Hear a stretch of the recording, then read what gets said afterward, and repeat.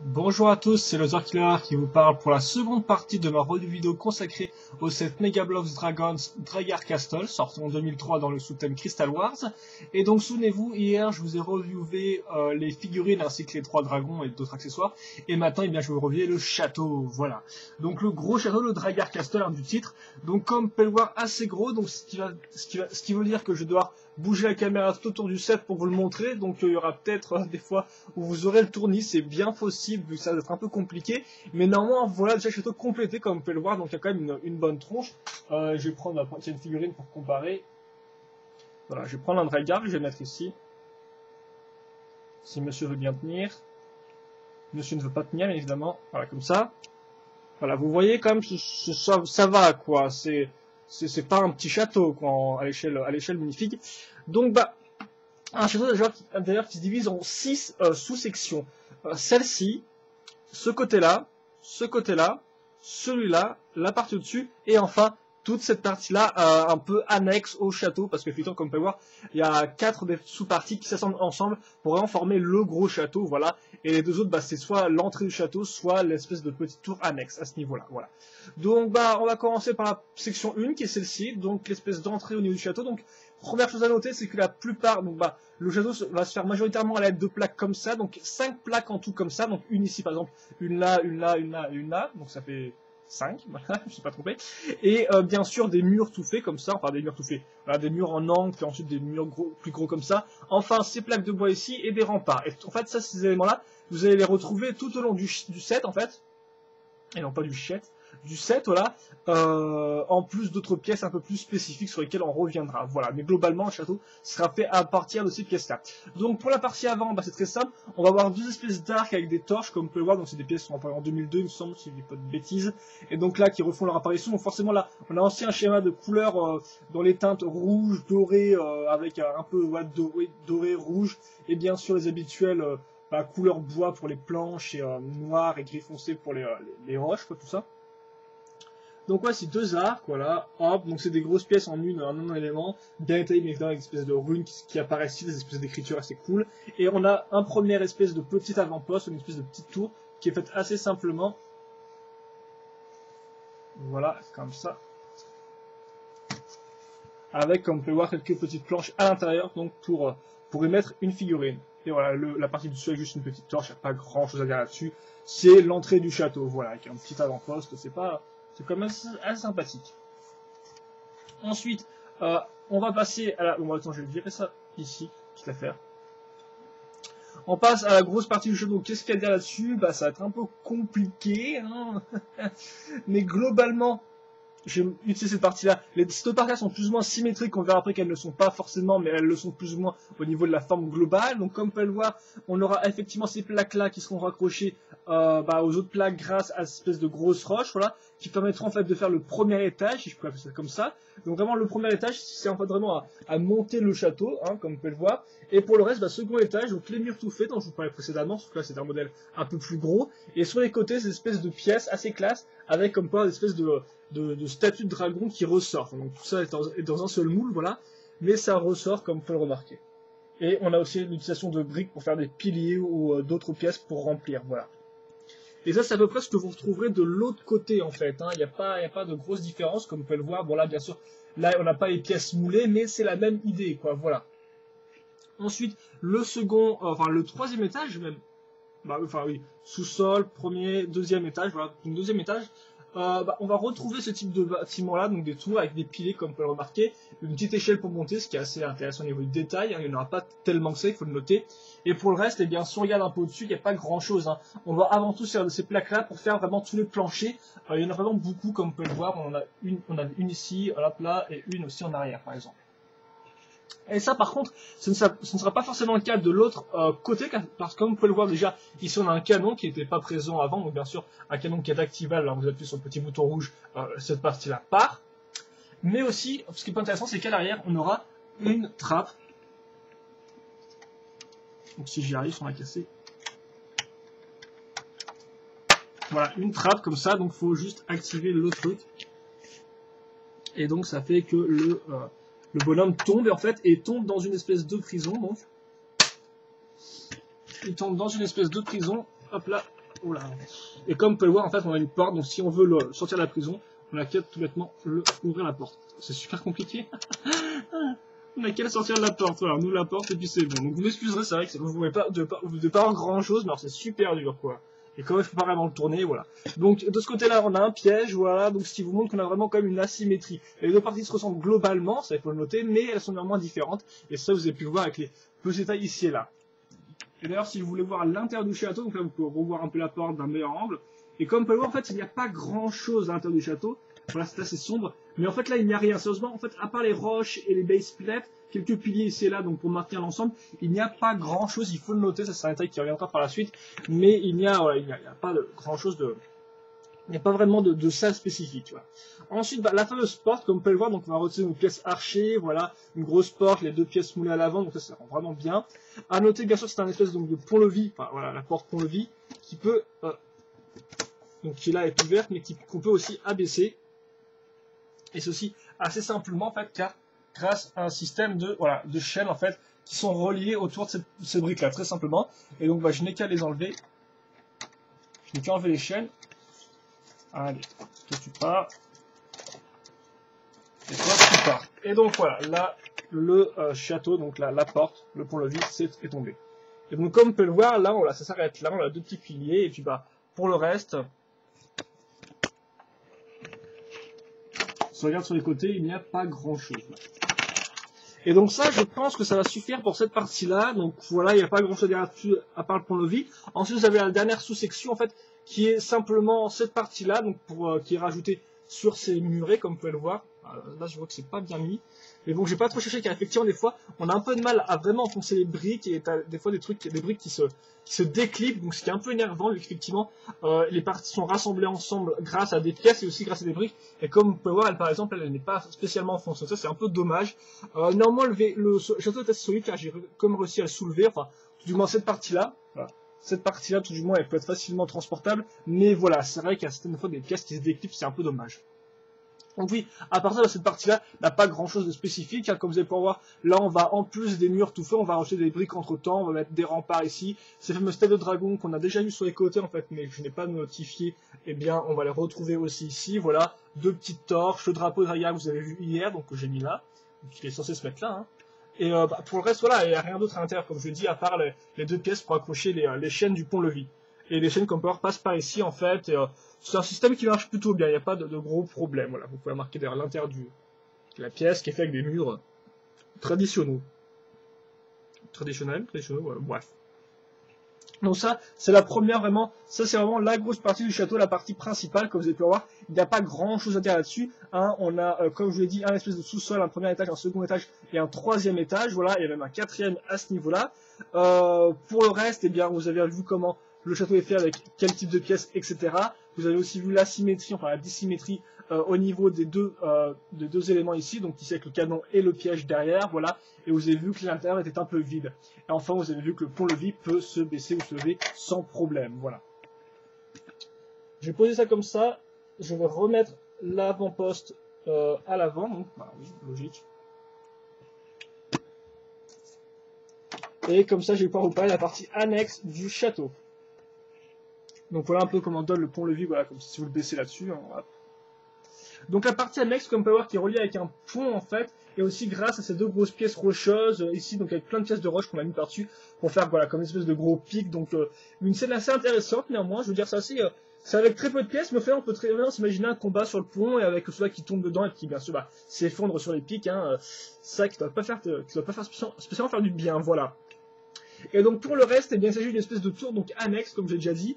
Comme vous pouvez le voir, on va commencer en accrochant plein de roches ici dans tous les sens. Il faut le noter, pas de plancher en fait là-dedans. Je pense pas qu'on va bien voir et tout là, mais sur les à travers, il n'y a pas de plancher, ce qui fait qu'il y a un espèce de gros trou entre les pierres, donc allez pas perdre vos figues là-dedans parce que ce serait un peu dommage, voilà. Bien sûr, sur ces rochers, on va mettre 3 murs, voilà, 3 murs parce qu'à l'arrière, en fait, on a tout bêtement un simple pilier avec des briques, voilà, donc il n'est pas fini entièrement. Ensuite, on remonte enfin voilà, on monte Et on a deux espèces de pièces de plancher, ce qui permet d'avoir une espèce de tour un peu plus large que les autres, car la plupart des tours de ce niveau, par exemple, sont du même diamètre, en fait, de la même mesure que cette planche-là. Comme vous pouvez voir, ils sont faits à partir de cette partie-là. Alors là, on en a deux, donc forcément, ça fait une espèce de tour un peu plus grosse. Mais sinon, les bases restent les mêmes. On va retrouver nos pièces toutes faites de murs en angle et en murs normaux, comme ça. Une pièce de pilier ici faite avec des pièces en angle, voilà. Différentes, en fait, façons d'assembler les mêmes pièces encore et encore. On passe à l'étage suivant, où là par contre on a une espèce de partie extérieure, et là la tour en fait c'est un peu rétrécie comme vous pouvez voir, donc elle ne continue plus que sur une seule planche justement. On va retrouver des échelles et un second canon.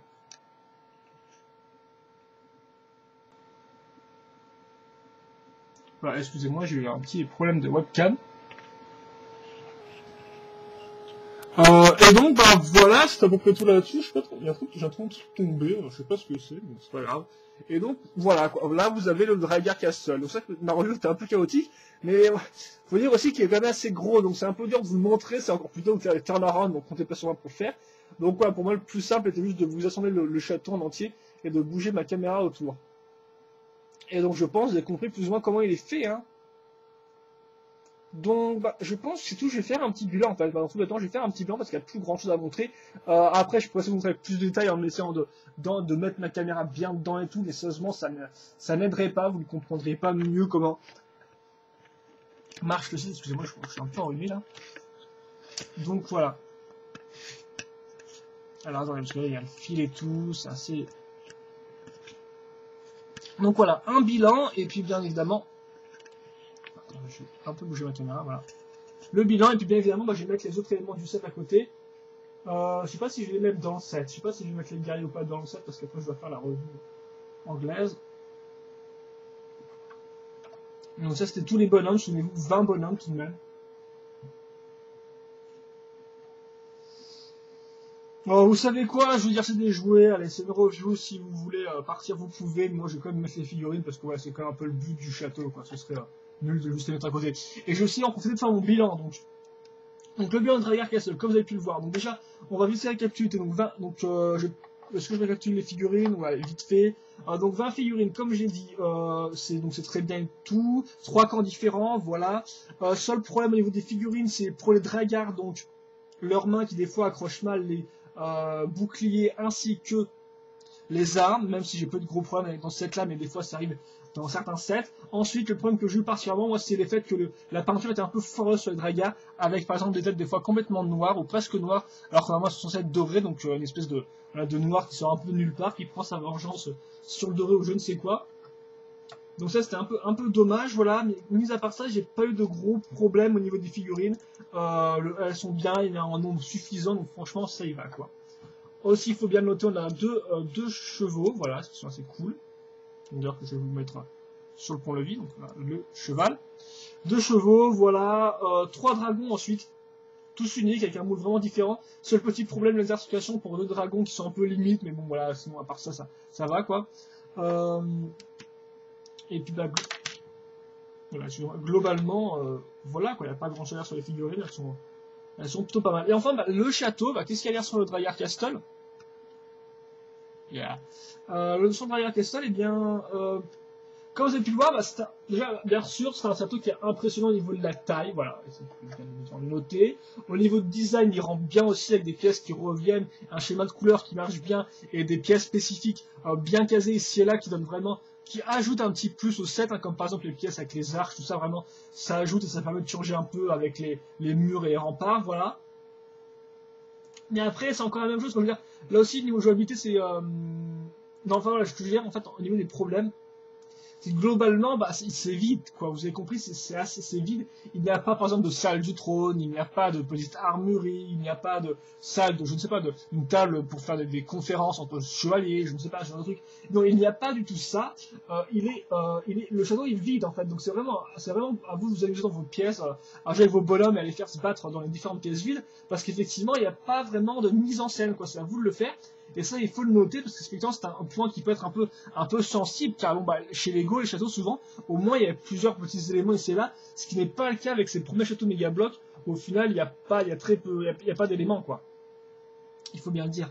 Donc ça c'est un point faible quand même si bien sûr, et on va dire que c'est récurrent dans les 7 mégablocks, ça vous avez pu le voir avec le Manowar, ou même bah, la organisation était plutôt ok, mais aussi il était plus petit, ou même le Marauder's Cliff en fait. Ils sont désespérément vides, mais au moins c'est des sets qui étaient un peu petits. Alors que là, on atteint l'échelle supérieure, et là on se rend compte que quand même, voilà, c'est un espèce d'arme château, il est assez vide quoi.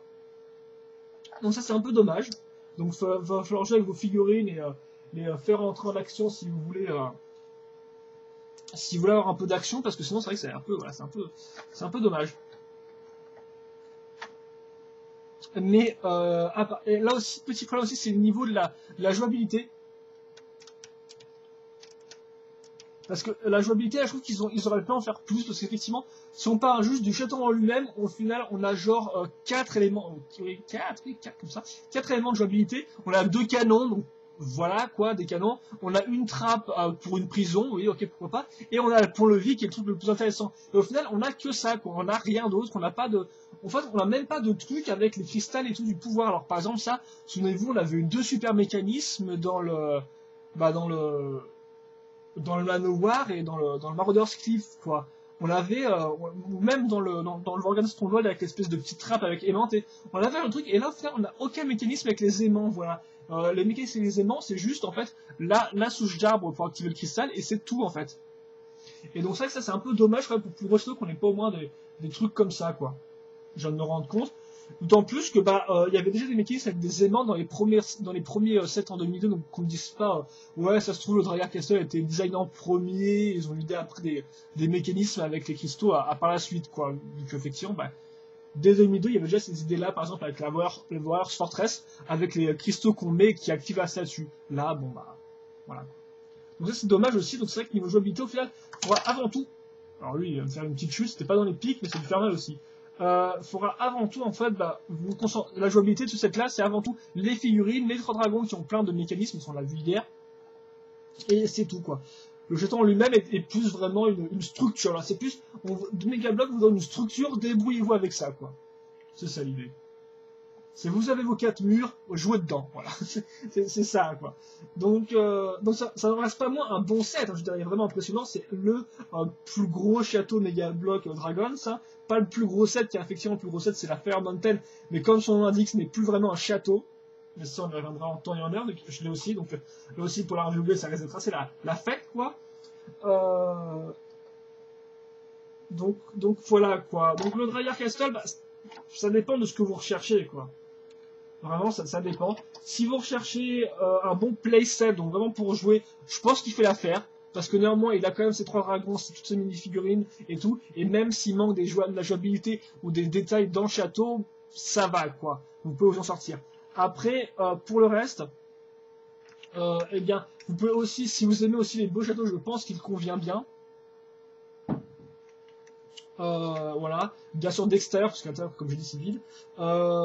Et après, voilà, quoi. Donc c'est un bon set, c'est un peu un set mythique, car c'est le plus gros, voilà. Bon, aussi, faut dire que j'ai été un peu... mon cerveau a été un peu lavé par mon pote Conan VS qui l'avait à l'époque et qui me disait ouais mec il est trop bien, il faut que tu l'achètes, et oui il est bien, mais il est aussi, voilà, il y a des petits problèmes, vous l'avez vu quoi. Donc bon, c'est à vous de voir ce que vous voulez en faire de ce set là.